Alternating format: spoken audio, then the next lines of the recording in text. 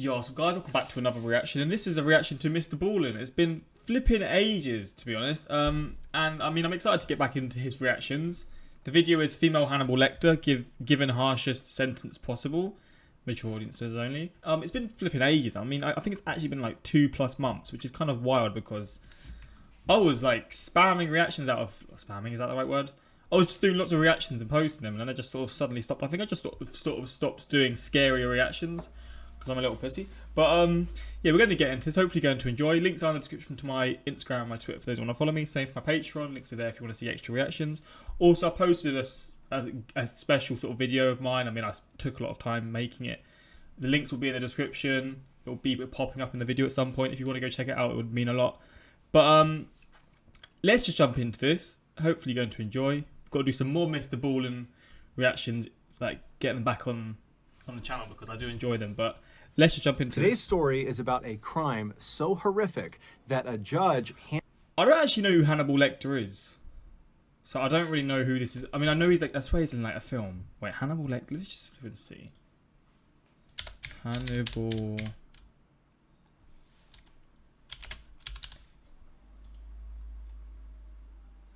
Yeah, I've never actually seen... Oh, he does look familiar actually. It's like an evil doctor. I don't know, he looks really familiar, but I've never seen the films. Handed down a sentence that had never been given before in Australian history. This story is exceptionally graphic. As such, viewer discretion is advised. But before we get into today's story, if you're a fan of the strange, dark, and mysterious delivered story format, then you've come to the right place because that's all we do, and we upload once or twice every week. So if that's of interest to you, please offer to spray the like button's face with sunscreen, but instead use bear spray. Also, please subscribe to our channel and turn on all notifications so you don't miss any of our weekly uploads. Before we get into today's story, I want to talk to you about today's sponsor. He's getting his money. Oh, Honey. Are you tired of... I mean, I'm not going to watch this once, but Honey's actually a sick app, man. It's not even...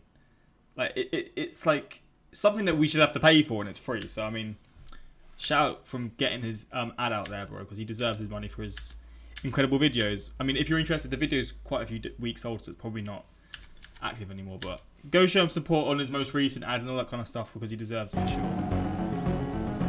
And Honey's good, though. I actually do use it. I'm helping with his ad, man. Come on. Right, I'm gonna shut up now.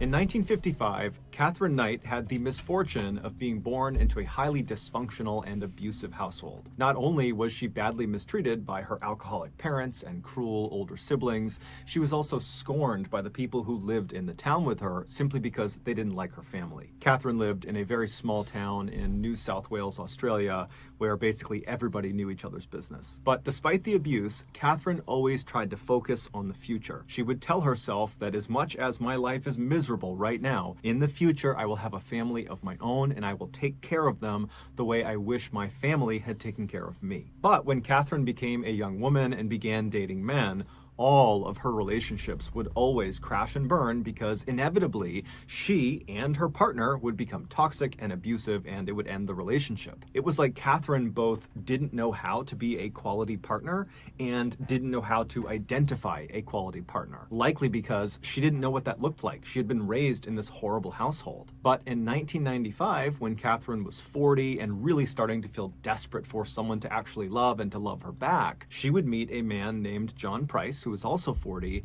and he just seemed fundamentally different than every other man she had ever dated. He was empathetic to her troubled past, and he seemed to really care for her and really wanted to kind of take her under his wing and love her. And so immediately Katherine just fell head over heels in love with John, and in return it seemed very much like John had fallen head over heels in love with Katherine. That year, Katherine moved into John's house where he lived with his 3 young daughters, who right away took a liking to her. And so for the first time, Katherine felt like her life... What I find wild is, like, with his stories, he always sort of leads on, and it sort of makes me sort of feel like, oh, this is quite a good story, and it's going to be like a happy ending. And then when it starts getting happy, it's like, boom, now this is where it all starts.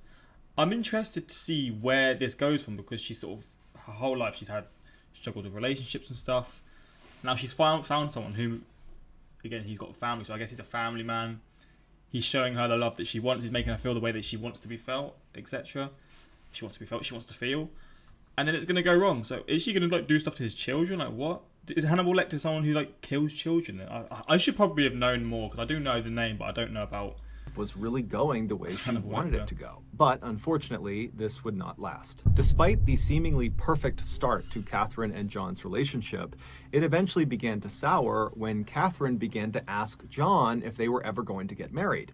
Katherine really wanted to get married. She wanted to kind of officially have a family of her own that she could take care of. She's so rich. But John was weary of marriage because he had just left a failed marriage, and he told Katherine that realistically, he might never want to get married again. And so over time, this issue really drove the two apart, and it all came to a head in early February of 2000 when John and Katherine were at his house. They were in the kitchen, and they got into a heated fight over marriage, and then before long, they were both getting physical with each other. And during this altercation, Katherine kind of scrambled and grabbed a knife on the counter and actually slashed John across the chest. And as soon as she did this, the fight came to an end. John screamed at her to leave the apartment and never come back, but Katherine was already storming out of the apartment. They both understood that a line had been crossed, and almost certainly their relationship was now over. But over the following days and weeks, Katherine, who had moved into a different apartment at this time, kind of near where John was living, she felt very lonely, and even though she knew her relationship with John was not a healthy one, she longed to patch things up with him. She didn't like being alone. She wanted to have that family. And so she decided she would do what she had previously done in other relationships to kind of patch up the relationship after a fight. And so the way she would do this is she would kind of make sure they had the house to themselves, and then she would show up in lingerie, and they would have kind of an intimate makeup moment,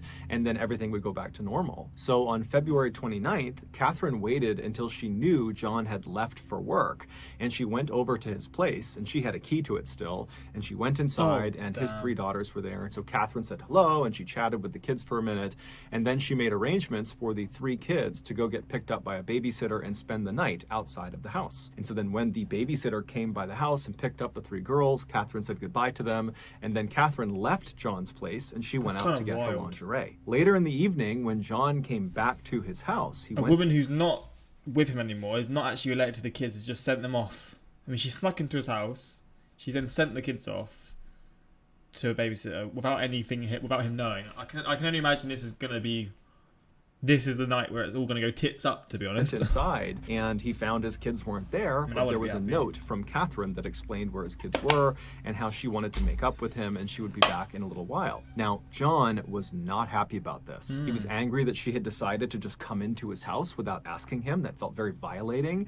And then also, she made a decision about his kids without talking to him. That just felt so offensive and wrong of her to do. And so John grabs a beer out of the fridge, he sits down in the living room, and he begins to wait for Katherine to show up. The next morning at 6 a.m., John was supposed to be at work already, but he wasn't. And so his company, who knew he was very reliable, were concerned something was wrong. And so they sent a worker to his property to see what was going on. And so the worker, he pulls up in front of John's house. You know, John's car is in the driveway. And so the worker's first thought is, oh, I guess John must have overslept. And so the worker walks up onto John's front porch and he knocks on John's front door, but there's no answer. And so the worker knocks again, still no answer. And so this guy turns around to leave and go back and tell the company, look, I don't know what's going on.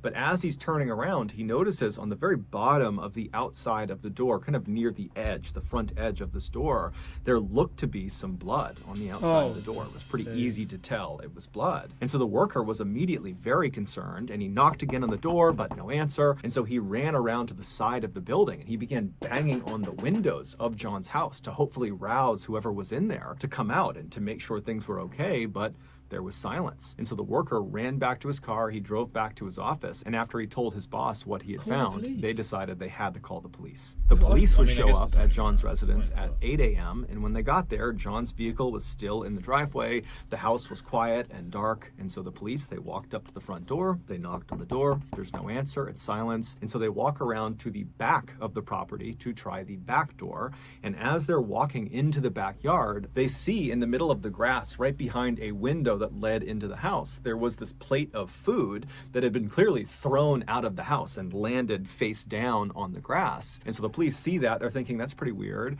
And so what they do first, before even going to the back door, is they turn to the window, which clearly the food had been thrown out of, but whoever had done it had then shut the window. And so they go over to the glass and press their faces up against it and peer inside. And there's no John, there's no people, there's nothing inside, it's dark. But right inside of this window is this big dining room table, and it's covered with this amazing spread of food. It looks like a Thanksgiving Day meal had been prepared, but then no one had eaten from it. And so they're thinking, okay, well, for whatever reason, one of these plates of food was thrown out the window. That's very odd. And so the police come off the window, they walk over to the back door, they knock a few more times, but after even more silence, they kick the back door down and they go inside. As soon as they step in, there's two officers. They walk straight into the house with the dining room table with all that food on their left, and there's nothing that stands out. They're calling for John, it's silent, everything is off, everything is quiet, and they keep on walking into what appears to be the living room where the TV is and where there's a couch, and as soon as they walk in, they see there's blood everywhere. And towards the front of the living room, where the front door actually opened into the house, there was a very obvious pool of blood. Basically, if you stepped into the house, you'd be stepping into this puddle of blood. And as they're looking at this pool of blood, they see there is a distinct blood trail from the pool back into the living room that they have just walked into, and the trail kind of leads behind a couch out of their view. And so they walk around the couch to see what's at the end of this trail, and they find Katherine Knight's crumpled body on the ground. And so What?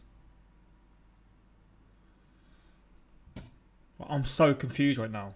right away they rush over to her and they feel for a pulse, and they discover that she actually does have a pulse, but very Oh, so maybe she staged herself there. obviously she's clinging to life, barely. And so one of the officers stays with Katherine while they're calling in paramedics to come in and deal with her, while the other officer draws their weapon and they begin searching the rest of the house. And so the officer walks past the front door on their left, and they go into the other side of the first floor, which is basically like this lounge room, kind of like a secondary living room. And as they're looking out across this room, they see there's no one in it, but there appears to be this curtain blocking the entrance to some other side room. And this officer, as they're looking at it, they look down and they notice there's another blood trail that starts from the front of the house. It snakes all the way across this lounge room and kind of disappears into this covered up room. And so this officer yells out for John, but there's no answer. And so I think she tried, well, this is what I get my guess. She's tried to make it look like someone's broken in, but no, it doesn't, because there's no like breaking things. God damn, what's going on? So he ends up going all the way across, checking as he's going, looking around, but there's no one there, and he gets to this towel, and with his non-shooting hand, he kind of pushes it out of the way, and he looks inside of this space, and it turns out to just be a small closet. There was nothing of note inside. It didn't really make sense that the blood trail had led to this closet. But then, as the officer is kind of wondering why the blood trail ended here, he started to feel something cold on his non-shooting arm. And so he looked down at his arm, and he saw there was this huge streak of blood on his arm. And he knew he had not been wounded in some way. This was not his blood. So how did he get blood all over him? That's nasty. And then he stepped back in horror because he realized the curtain that he had just moved with the arm that had blood on it was not a curtain. The night before, John sat in his living room waiting for Katherine to return, very angrily waiting for her to come back. But by 11 p.m., she hadn't, and John, he works super early in the morning, he's very tired. He decides to just go to bed. And so he climbs into bed, he falls asleep, and then about an hour or so later, Katherine would walk into the bedroom. She had her black lingerie on that she had bought earlier in the day, and even though John was furious with her and very upset with what she had done that day, seeing her like this suddenly made him think, you know what, all my issues with her can wait. And before long, they were getting... Bro, that's men, man. God damn, he's as angry as he is. His children of... Maybe he doesn't believe they've been kidnapped, but in my head, I'd sort of feel like, oh God, I don't actually know. I'll be fuming. It's just switches, man. Oh, John, naughty boy. Together in the bed, and then they fell asleep in each other's arms. Later in the night, Katherine would wake up. John's still fast asleep, so she's looking right at him, and she suddenly has this intense sense of disgust. She was convinced that he was taking advantage of her. That the reason he didn't want to marry her was he was just kind of using her. And this anger inside of her boiled up, and she decided right then and there that I need to teach this man a lesson he will never forget. And so Katherine very quietly slipped out of the bed. John's still sleeping. She snuck out of the bedroom. She made her way out of the house, and she got into her car, and she drove across town to the apartment she had been staying in for the past couple of weeks, and she grabbed her work tools. Katherine, where she worked full-time, was a meat processing factory, and she worked on the kill floor with the animals that are being turned into meat. And so her skill set was butchering, and her tools were butcher's knives. And so she grabs her kit of butcher's knives, and she drives back to John's place. So is Hannibal Lecter like someone who does that? Like he butchers people then? Into the house, she makes her way into the kitchen, and she unrolls this kit full of different sized butcher knives, and she picks the one she wants. She pulls. What goes through people's head? You've just got what you wanted. You've just sort of tried to get him back, and I guess maybe you're sleeping together, so obviously he's not kicked you out or anything, which is a good thing. And you've just woken up in the middle of the night, and this is your first thought. Like, what the actual fuck? How deranged are some people? How is this like, oh mate, how is this something that people just sort of have a thought of? And not just thinking about it, then you go through with it. Like, what the fuck? She makes Late sure night it's nice thoughts and sharp, come to a and then she whole made other her level. way into John's bedroom. When she got in, she pulls it out. She makes sure it's nice and sharp, and then she made her way into John's bedroom. When she got into his bedroom, John was still asleep. He was lying on his back, covers up over him, fast asleep, and she climbed onto the bed, being very careful not to wake him. And then when she was straddling him kind of on her knees right over his midsection, she raised the knife up between her two hands, and she brought it down into his chest. John immediately shot up, bucking Katherine off of him. She went flying onto the floor, and then instinctively, John just begins running out of his bedroom. He has no idea what's happening. He's been stabbed, but he probably can't even feel it. It's all adrenaline. He is just running through the house. But by the time he gets to the front of the house, the blood loss had caused him to be so weak he could barely stand. And so he managed to open the front door, but then he collapsed onto the ground halfway between the inside and outside of the house. And so laying there, he reached out with his bloody hand, and he grabbed the edge of the door that was partially open and tried to pull himself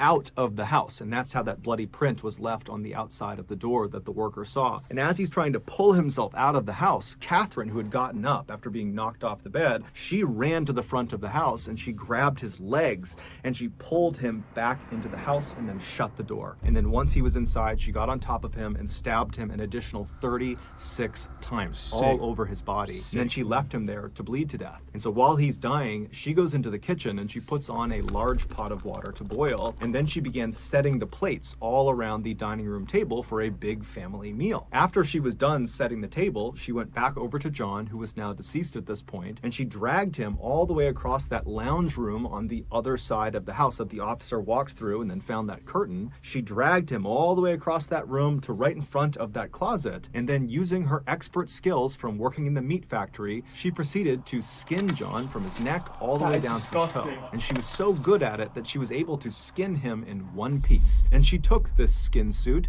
and she draped it over the entrance to this closet. And then she removed. So you're telling me this curtain was his skinned body? What? Oh, mate. Oh, jeez, that is horrible. How does that happen? You've just gone around to have a good night, yeah?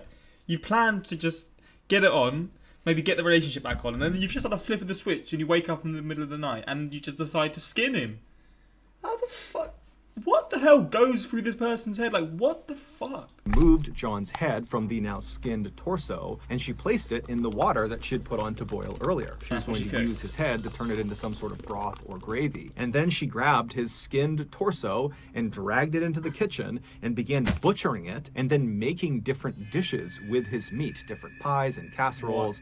And then after she had made this enormous feast out of John's body, she set the food all around the table that she had already laid out, and then she made little placards, little name cards that had the names names of each of John's children on them, and she placed them in front of each of the plates, because her intention was to feed them their father. And then Katherine sat down at a plate that she had made for herself, and she began eating John, except it made her sick, and so she opened the window behind her, and she threw her plate of food out into the backyard. And then when she turned back around and looked at what she had done, she decided that instead of facing the consequences, she would just take her own life. And so she went into the bathroom, she grabbed some sleeping pills, and then she cut across the front of the house, walking through that pool of blood near the door. She made her way into the living room, she overdosed on sleeping pills, and collapsed on the ground. However, when the paramedics finally showed up the following morning, they were able to save her. And so once she stabilized in the hospital, she was promptly arrested for John's murder. She would ultimately be found guilty, however, she would never take any responsibility. And then during her sentencing phase, she was given life in prison, but the judge made a special clause just for her. He told them that her file needed to be stamped, literally stamped, never to be released. Basically, there was no hope ever of her getting out of prison. And so after she was taken away, she would become the first woman in Australian history to be sentenced to life in prison without the possibility of parole. She's still alive today. So that's going to do it, guys. If you got something out of today's episode and you haven't done this already, please offer to spray the like button's face with sunscreen, but instead use bear spray. Also, please subscribe to our channel and turn on... Yeah, go show them some love if you haven't already, but mate, this was insane. Flipping hell. Humans are wild, yeah, but this is a whole nother level. Jeez, what have I just heard? Oh my days. Like, how does that happen? Your plan is to, like, have a nice night and you end up butchering and then cooking someone and then wanting to feed them to their children. Like, jeez. That is mental. My head is finished. I can't even think. I'm so frazzled right now what I've just heard about and what I've just learned and what I've just listened to. And I've got a few more reactions to do still. Jesus, man. But hopefully you enjoyed this reaction. Maybe you wouldn't have enjoyed it, but interesting nevertheless. If you want more Mr. Ballin reactions, just let me know what you want to see next, and I'll try and do them in the future. But until next time, like, subscribe. Peace.